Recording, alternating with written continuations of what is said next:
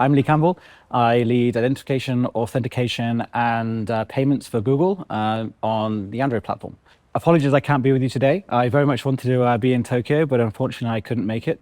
But I'm happy to share my insight on the industry and the growth we're seeing in digital credentials. FIDO can add value to the digital credential marketplace in a number of areas. So the big one is around wallet certification. FIDO is, I would say, uniquely positioned with both its expertise in the membership to define that certification, but also with the staff to execute and put that program together.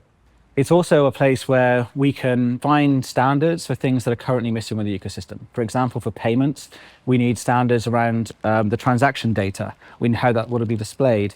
And FIDO is a home for this because it has the payments working group. It has all the platforms and all the wallets that would need to implement this. So I think FIDO is somewhat uniquely positioned to do this.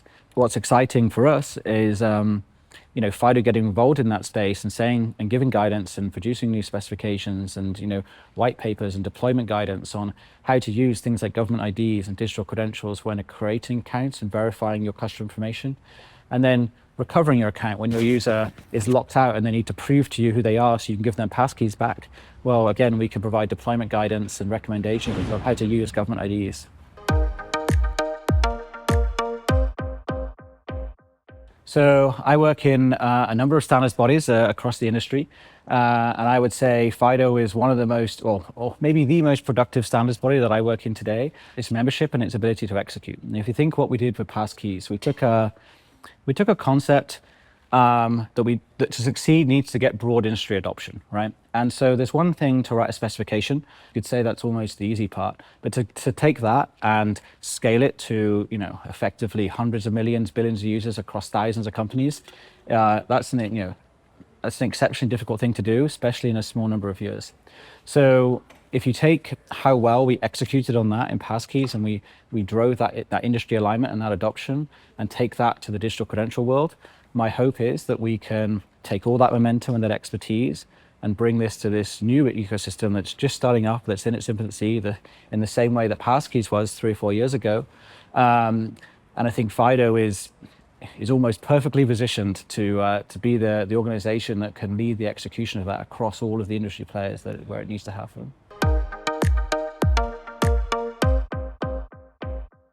So the most exciting thing I'm looking forward to next year is to see where we are now with digital credentials, given that multiple governments should have launched in this timescale. So by the end of, when we go into the end of 2026, we should be at the point where all of the major European nations have their wallets ready with digital IDs ready for their citizens.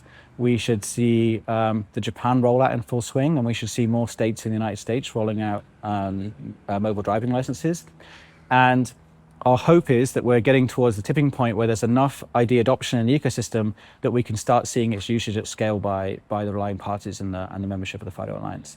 So my hope is when I come back next year, there'll be people telling me how they've deployed these, how they're using digital IDs in real world scenarios at scale with their real users. And I think FIDO is in this position where using the fact that it has all the key players in the industry in one room to drive that alignment and to try and get us all on the same page.